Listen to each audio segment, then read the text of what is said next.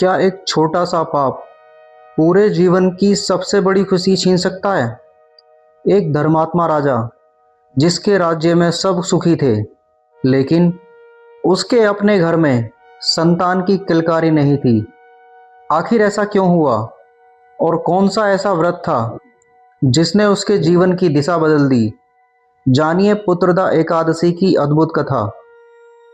एक समय धर्मराज युधिष्ठिर ने भगवान श्री कृष्ण से पूछा, हे मधुसूदन, श्रावण मास के शुक्ल पक्ष में कौन सी एकादशी आती है?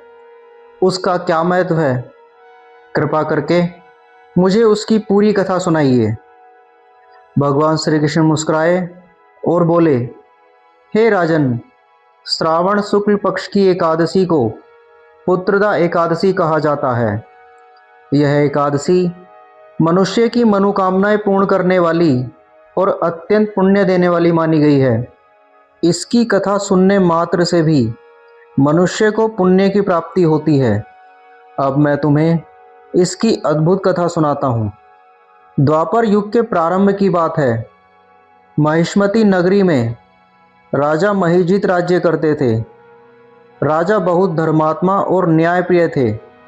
वे अपनी प्रजा को अपनी संतान की तरह प्रेम करते थे, किसी के साथ अन्याय नहीं करते थे और दुष्टों को उचित दंड देते थे।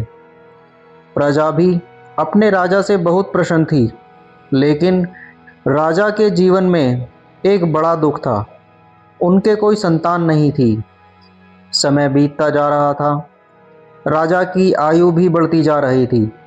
उन्हें चिंता सताने लगी, मेरे बाद इस राज्य का क्या होगा? मेरे वंश को कौन आगे बढ़ाएगा? एक दिन राजा ने अपनी प्रजा, मंत्रियों और ब्राह्मणों को बुलाया और दुखी होकर बोले, मैंने जानबूझकर कभी कोई पाप नहीं किया। प्रजा का पालन अपने पुत्रों की तरह किया, धर्म के अनुसार राज्य किया, ब्राह्मणों और देवताओं के धन पर कभी बुरी नज़र नहीं डाली। फिर मेरे जीवन में ऐसी कौन सी कमी रह गई जिसके कारण मुझे संतान का सुख नहीं मिल रहा? राजा की बात सुनकर पूरी सभा शांत हो गई। किसी के पास कोई उत्तर नहीं था। राजा को चिंतित देखकर प्रजा और ब्राह्मणों ने निश्चय किया, हमें किसी महान ऋषि की शरण में जाना चाहिए।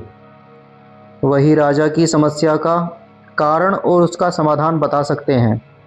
वे सभी राजा के कल्याण की कामना लेकर घने जंगलों की ओर निकल पड़े। काफ़ी दूर जाने के बाद उन्हें एक दिव्य आश्रम दिखाई दिया। वहाँ उन्होंने महान ऋषि लोमस मुनि को देखा। लोमस ऋषि अत्यंत तेजस्वी और तपस्वी थे। वे धर्म और शास्त्रों के महान ज्ञाता थे तथा तीनों कालों की बात जानने वाले माने जाते थे। उन्हें देखते ही सभी लोगों ने श्रद्धापूर्वक प्रणाम किया। ऋषि ने पूछा, तुम सभी इतनी दूर से किस उद्देश्य से आए हो? बताओ, मैं तुम्हारी किस प्रकार सहायता कर सकता हूँ? प्रजाजनों ने हाथ जोड़कर कहा, हे महर्षि, हमारे राजा महिजीत बहुत धर्मात्मा हैं।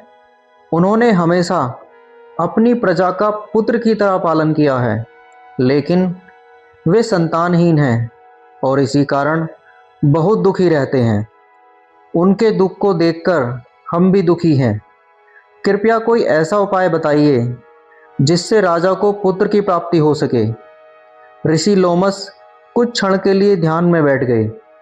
कुछ देर बाद उन्होंने आंखें खोली और बोले, तुम्हारे राजा की संतान न होने का कारण उनके वर्तमान जन्म का नहीं, बल्कि पूर्व जन्म का कर्म है।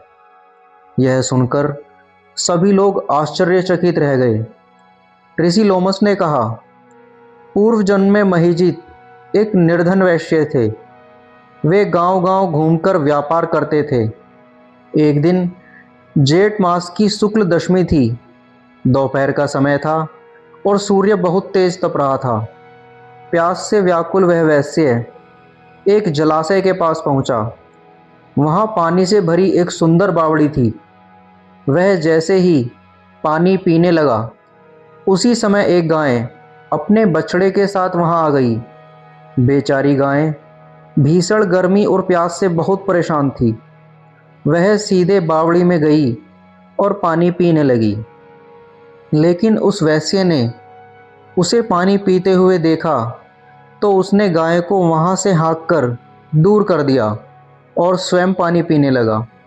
ऋषि ने कहा, गाय और उसका बछड़ा प्यासे थे, फिर भी उसने उन्हें पानी नहीं पीने दिया। इसी कर्म का परिणाम है कि राजा महिजीत को इस जन्म में संतान का सुख नहीं मिल रहा है। यह सुनकर सभी लोग चिंतित हो गए।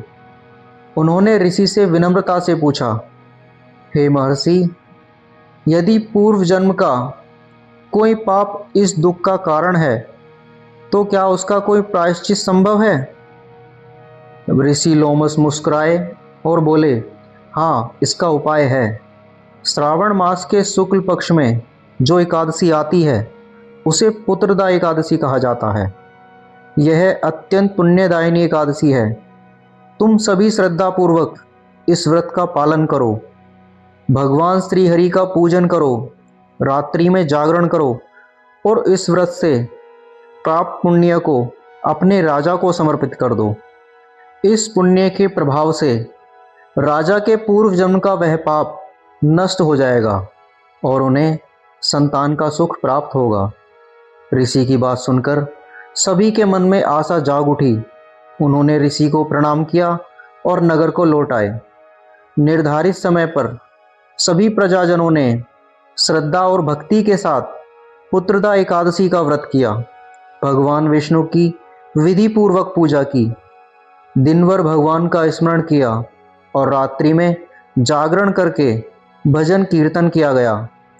अगले दिन व्रत का पारण करने के बाद सभी ने अपने व्रत का पुण्य राजा महिजीत को समर्पित कर दिया। कुछ समय बाद राजा के जीवन में वह शुभ समाचार आया जिसका उन्हें वर्षों से इंतजार था। रानी ने गर्भ धारण किया। पूरे राज्य में खुशी की लहर दौड़ गई। समय पूरा होने पर रानी ने एक स्वस्थ और बलवान पुत्र को जन्म दिया। राजा की आंखों से खुशी के आंसू बहने लगे। जिस राजमहल में वर्षों से संतान की किलकारी नहीं गूंजी थी, वहां अब एक नन्हे राजकुमार की आवाज गूंज रही थी। राजा ने भगवान श्रीहरि को धन्यवाद दिया और प्रजा के प्रति भी कृतज्ञता व्यक्त की। भगवान श्री कृष्ण ने युधिष्ठिर से कहा, हे राजन, इस प्रकार पुत्रदा एकादशी के व्रत और उसके पुण्य के प्रभाव से राजा महिजीत को पुत्र की प्राप्ति हुई।